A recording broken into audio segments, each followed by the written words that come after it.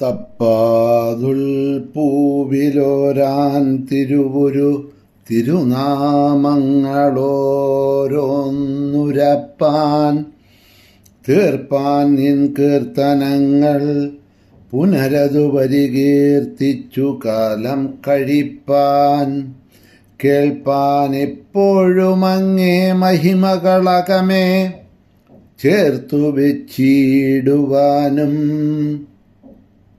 തൃപ്പാദം പിന്തുണച്ചിടണമിവിടെ നടസ്വാമിതൻ പാതിമയ്യേ. ദേവീ ശരണമമ്മേ, സുപ്രഭാതം, ശുഭദിനം. എല്ലാ സജ്ജനങ്ങൾക്കും പുലർകാല വന്ദനം. ശ്രീമദ് ദേവി ഭാഗവത നിത്യപാരായണ പരമ്പരയുടെ ഇന്നത്തെ യജ്ഞവേദിയിലേക്ക് സുസ്വാഗതം. സപ്തമസ്കന്ധം 33-ാമത്തെ അധ്യായം അവലോകനം ചെയ്തു കൊണ്ടുവരുന്നു. ഓതം പ്രോതം എന്ന പോലെ എപ്രകാരമാണോ ഒരു വസ്ത്രത്തിൽ നൂലുകൾ തലങ്ങും വിലങ്ങും ബന്ധിക്കപ്പെട്ടിരിക്കുന്നത് എന്നതുപോലെ ഈ പ്രപഞ്ചവും പരാശക്തിയും പരാശക്തിയും ഓതം പ്രോതം പോലെ ബന്ധിച്ചിരിക്കുന്നു.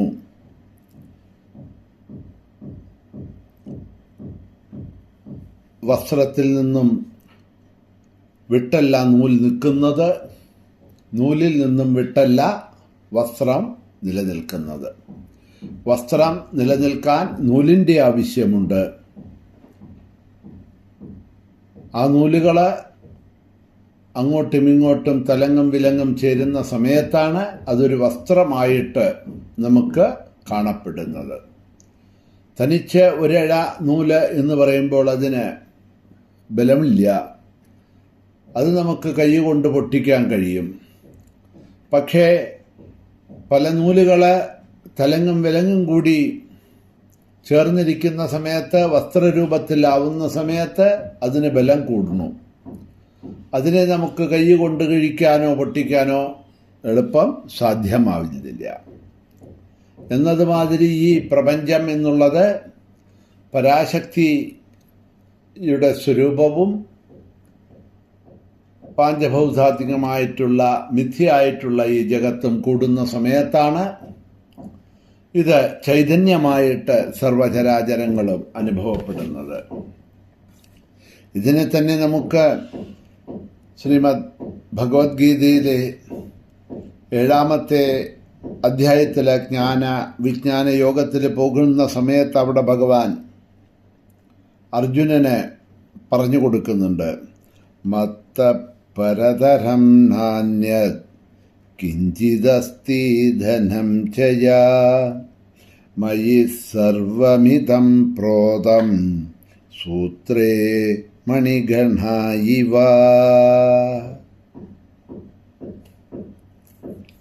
എന്ന ശ്ലോകത്തിലൂടെ ഒരു മാലയിൽ കോർത്തിട്ടുള്ള മുത്തുമണികൾ ആ മാലയിലാണ് നിൽക്കുന്നത്. അതിൻ്റെ ഉള്ളിലുള്ള ചരടിലാണ് ആ മണികളെ കോർത്തിരിക്കുന്നത്. ആ ചരടിൻ്റെ ബലത്തിലാണ് വാസ്തവത്തിലെ മണികൾ നിൽക്കുന്നത് എന്ന് പറയുകയാണ്. പുറമേ നിന്ന് നോക്കുമ്പോൾ നമ്മൾ നല്ല മുത്തുമാലയായിട്ട് ഹാരമായിട്ട് നമുക്ക് തോന്നാം. അതിനുള്ളിലിരിക്കുന്ന സൂക്ഷ്മമായിരിക്കുന്ന ചരടിനെ നമ്മളാരും കാണുന്നില്ല. പുറമേ കാണുന്നതായിട്ടുള്ള മുത്തുകൾ എല്ലാ, ഇനി പുഷ്പങ്ങളെ കൊണ്ട് കോർത്ത മാലകളാണെങ്കിൽ പുഷ്പങ്ങൾ, ഭംഗിയുള്ള പുഷ്പങ്ങൾ, നിറമുള്ള പുഷ്പങ്ങൾ, ഹാരങ്ങൾ, മാലകൾ, ഇതാണ് നമുക്ക് കാണാൻ കഴിയുന്നത്. പക്ഷെ വാസ്തവത്തിൽ ആ പുഷ്പങ്ങൾക്ക് മാലയായിട്ടിരിക്കാൻ കഴിയുന്നുണ്ടോ, അല്ലെങ്കിൽ മുത്തുകൾക്ക് മാലയായിട്ടിരിക്കാൻ കഴിയുന്നുണ്ടോ എന്ന് ചോദിച്ചാൽ ഇല്ല. അത് മാലയായിട്ട് ഇരിക്കാൻ കാരണം അതിനകത്തുകൂടെ സൂക്ഷ്മരൂപത്തിൽ ഒരു സൂത്രം എന്ന് പറഞ്ഞാൽ ഒരു നൂല്, ഒരു ചരട് അത് പോകുന്നുണ്ട്. ആ ചരടിലാണ് ഇതെല്ലാം തമ്മിൽ ബന്ധിക്കപ്പെട്ടിരിക്കുന്നത്, യോജിപ്പിക്കപ്പെട്ടിരിക്കുന്നത്. അങ്ങനെ ഉള്ളിൽ സൂത്രമായിരിക്കുന്ന ചരടിൽ ബന്ധിപ്പിക്കപ്പെട്ടിരിക്കുന്ന മുത്തുകളെ മാലയായിട്ടും പുഷ്പങ്ങളെ ഹാരമായിട്ടും നമുക്ക് പുറമേ നിന്ന് നമ്മൾ കാണുന്നു. പക്ഷേ വാസ്തവത്തിൽ അതിനുള്ള ബലം ഉള്ളിൽ ഉള്ള ചരടാണ്. ചരട് പൊട്ടിയാൽ എന്താവും? പിന്നെ പുഷ്പങ്ങൾ ഓരോന്നായിട്ട് വീഴാൻ തുടങ്ങും, മുത്തുമണികൾ വീഴാൻ തുടങ്ങും, അതെല്ലാം ചിന്നിച്ചെതറിപ്പോകും. പിന്നെ അവിടെ ഹാരമില്ല, ഒരു മാലയില്ല.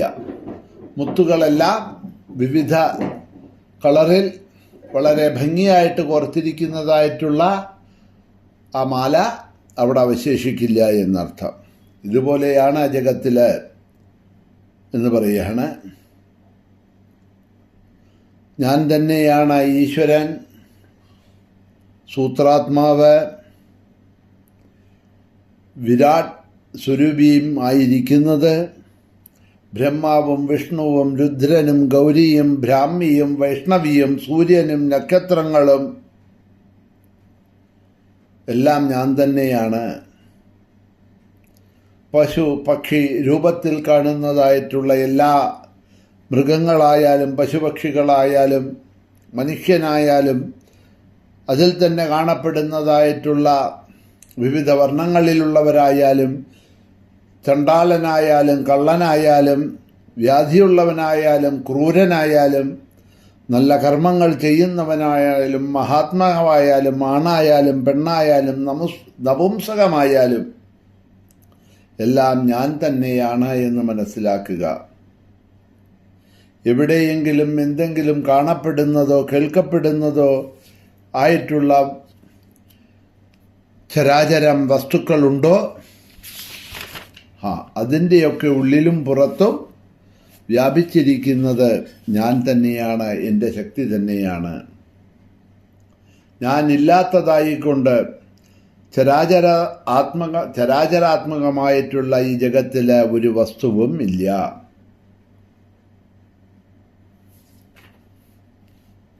ഒരു കയറ് തന്നെ പാമ്പും മാലയും എന്നീ വിവിധ ഭേദങ്ങളോട് കൂടിയിട്ട് അജ്ഞത കൊണ്ട് അന്ധകാരത്തിൽ അറിയുന്നത് മാതിരി ഈശ്വരാദി രൂപങ്ങളിൽ പല നാമങ്ങളിലും രൂപങ്ങളിലും അറിയപ്പെടുന്നതും കാണപ്പെടുന്നതും ഒക്കെ ഞാൻ തന്നെയാണ്. കൽപ്പിതമായിട്ടുള്ള ഒന്നും തന്നെ അധിഷ്ഠാനമില്ലാതെ ഉണ്ടാവുന്നില്ല. അതുകൊണ്ട് ഈ ജഗത്ത് വാസ്തവത്തിൽ കൽപ്പിതമാണ്, മിഥ്യയാണ് എന്നുണ്ടെങ്കിലും അതിനൊരു അടിസ്ഥാനമുണ്ട്. ആ അടിസ്ഥാനം ഞാൻ മാത്രമാണ്. എന്നിലാണ് പ്രപഞ്ചം നിൽക്കുന്നത്.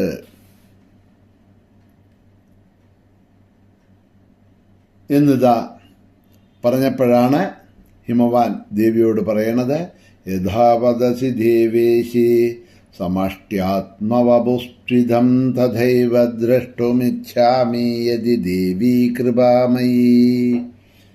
ഹേ പരാശക്തി, അവിടുത്തെ കൃപ എന്നിലുണ്ട് എന്നുണ്ടെങ്കിൽ അവിടുത്തെ ആ സമഷ്ട്യാത്മകമായിട്ടുള്ള വിരാട് രൂപത്തെ അതേ പ്രകാരത്തിൽ എനിക്ക് കാണണമെന്ന് ആഗ്രഹമുണ്ട് എന്നതാ ദേവിയോട് ഹിമവാൻ പ്രാർത്ഥിക്കുന്നു.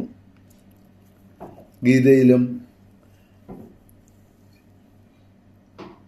ഭഗവാൻ അർജുനന് ഇതെല്ലാം ഈ വിധത്തിൽ തന്നെ പറഞ്ഞ് മനസ്സിലാക്കുന്ന സമയത്ത് അർജുനനും അവിടെ ചോദിക്കുന്നുണ്ടല്ലോ, ആ വിരാട് രൂപത്തെ എനിക്കും കാണണം എന്ന്.